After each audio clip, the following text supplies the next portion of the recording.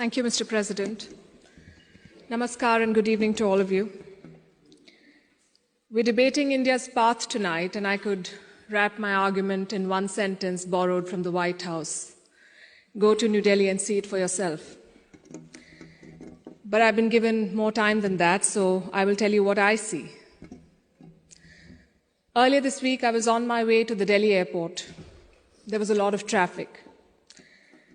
At one point, the car stopped. On the roadside, I saw two vendors. One was selling fruit, the other was selling coconut water. What caught my attention was not what they were selling, but how they were selling it. Both had a QR code prominently displayed. And every single customer walked up to them, scanned this QR code, and paid for their purchase, every single one of them. To me, this is a picture of today's India.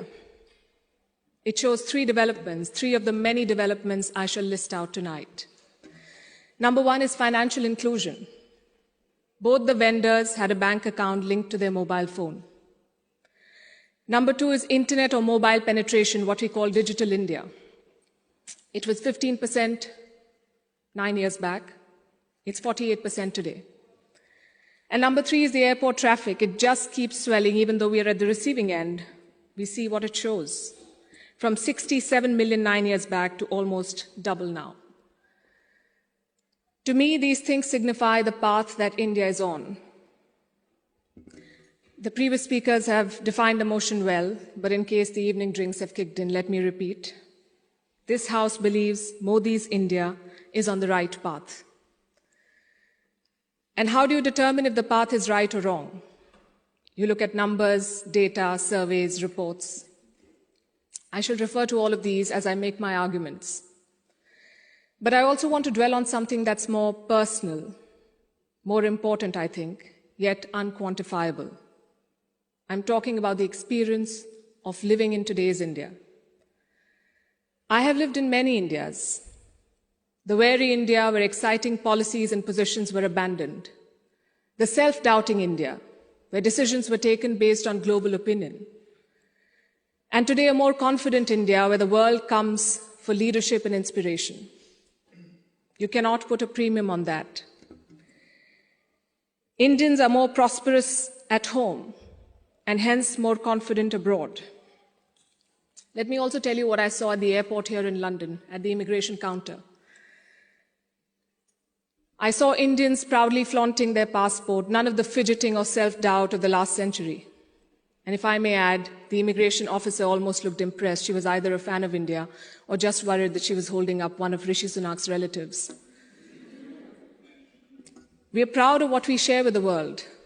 Bollywood, masala chai, yoga, cricket. India today is a soft power giant. At the same time, India is not a timid democracy that tolerates terrorism or betrayals.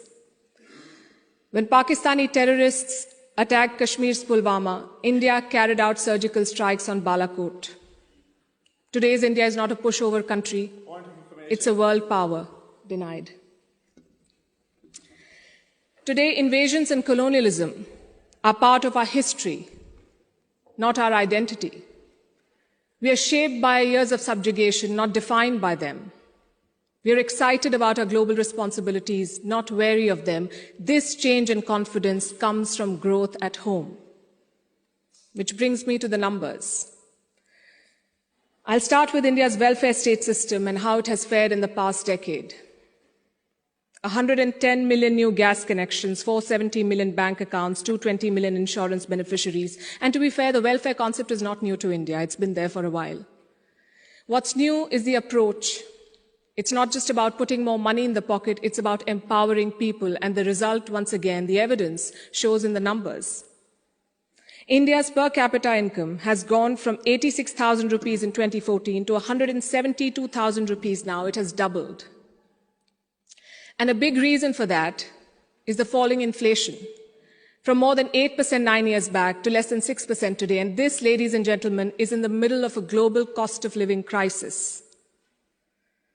Foreign direct investment is at its highest level. Foreign trade is at its highest level.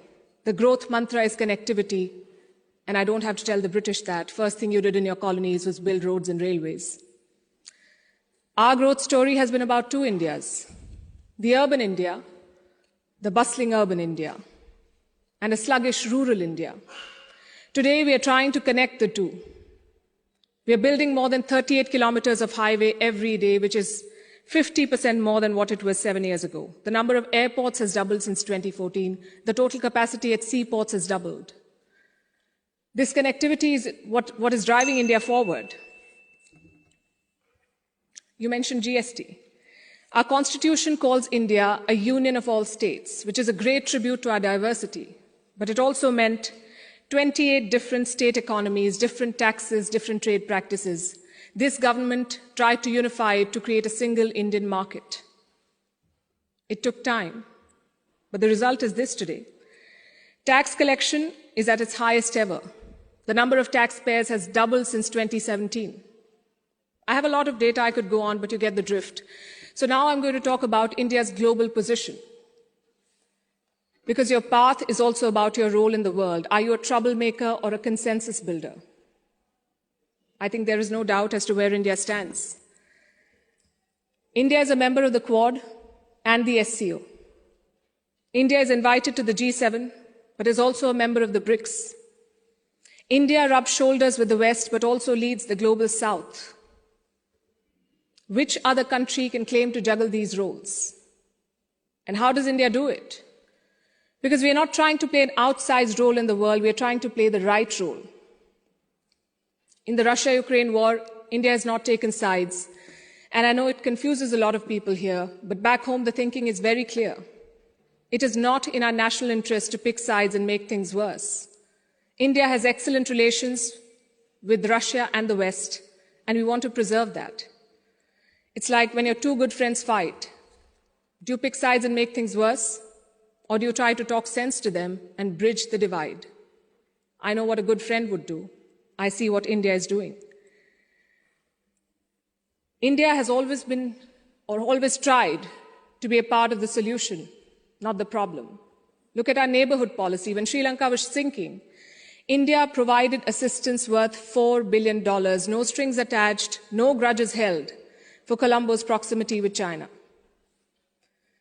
A lot of people say that India is losing control of South Asia. I say South Asia was never India's to control. New Delhi is building relations based on mutual respect and equality, and the results show beyond government interactions. Countries like Nepal and Bhutan are using India's online payment systems. Students from the neighborhood come to India for training, grants, and scholarships. This government has aced what we call Buddhist diplomacy. It is leveraging India's position as a cradle of Buddhism. All these initiatives have made India popular. The world stands with us against Chinese expansionism. The global South looks up to us for leadership. The global North looks up to us for partnership. I think that's the hallmark of great diplomacy and statecraft, when you're loved and respected in all quarters. More importantly, when you're trusted in all quarters. India repaid that trust during the COVID-19 pandemic. When the world forgot about morals and globalization, India sent 24 crore vaccines to 100 countries. And you saw the result of that in Papua New Guinea. When Prime Minister Modi landed there, their Prime Minister touched his feet. This was not a personal gesture to a leader. This was a vote of thanks to the entire country. Let's talk about domestic affairs. Kashmir was brought up. This government abrogated Article 370. Today, Kashmir's economy is doing much better. 1.8 crore tourists visited the valley in the last year. That's the highest ever in Indian history, 1.8 crore. Kashmir is getting its first ever foreign direct investment, and that too from a company in the UAE. But since this is Kashmir, let's not limit ourselves to finances. Let's talk about security. Terror attacks in the valley have almost halved in the last few years. The numbers are staring in your face. Security is better, economy is better, Kashmir is better. Plus, we have corrected a historical wrong imposed on India. Let me also address something else that was raised by the opposite side, and that is religious intolerance. It's easy to quote anecdotal evidence and paint an entire country as intolerant. But random elements and sporadic incidents do not speak for India or its leadership or its government. Only policies do, and I'll tell you about those policies. More Muslim students got scholarships in Modi's first term than the previous government. I'm talking about 2 million more Muslim students. If the idea was to marginalize them, why give them more scholarships? Look at the government's Hajj policy. Prime Minister Modi held personal talks with the Saudi regime to increase India's Hajj quota. In 2014, it was 136,000. By 2019, it was more than 200,000. Again, if the idea was to marginalize Muslims, why increase the Hajj quota? This government abolished triple talaq. Would you call it reform or repression? Let me also tell you what a Pew study found in 2021. It runs counter to every argument that will be made here tonight. It found that 89% of all Muslims and Christians in India say they're free to practice their religion. I'll repeat, 89% of all surveyed Muslims and Christians, but no, let's build on perceptions and anecdotes, not on facts. I would also point you to all the social schemes, the bank accounts, the gas connections, the insurance policies. They're available to all citizens of all religions. Does that mean India cannot do better? Absolutely not. Even one incident of marginalization is one too many, but how would you judge an entire country's path? In fact, it struck me when I was invited for this event, why would Oxford University be interested in debating the path of Modi's India? Because India has defied Western predictions. It's the world's largest democracy charting its own course. India today has shed the burden of trying to comply with Western constructs. No amount of lecturing or virtue signaling is shaking India's confidence, and that is what unsettles critics. There are hit-and-run experts with no accountability who make pronouncements based on their political leanings to create an anti-India narrative. GDP growth won't touch 5%. There was corruption in the Rafale deal. The government was snooping in opposition parties using Pegasus. All of these make for juicy headlines. And they make it look like everything is wrong in India. But when a Supreme Court investigation finds no wrongdoing, when India's growth crosses 7%, who is questioning these experts? When an 85% Hindu majority Karnataka votes out the BJP, is the West then lauding India's secular credentials? You see, to judge a country's path, you have to be able to separate agenda-driven narrative from facts. In conclusion, let me say this. For any country in the world, there is always a wrong path. Enough dictators and autocrats have shown us, but there is no single right path. Britain has its own right path. India has its own right path. As long as democracy is respected, as long as the Constitution is respected, I would say to each their own. It is wrong to judge one country on the parameters of another. And that has been the beauty of India since 2014. We've uplifted 140 million people out of poverty. We did so while conducting free and fair elections, dozens of them. We did so while protesting, debating, and dissenting. And finally, I think the hallmark of a right direction is also public approval. Do the people think you're on the right path? The people of India answered that question in 2019. Thank you.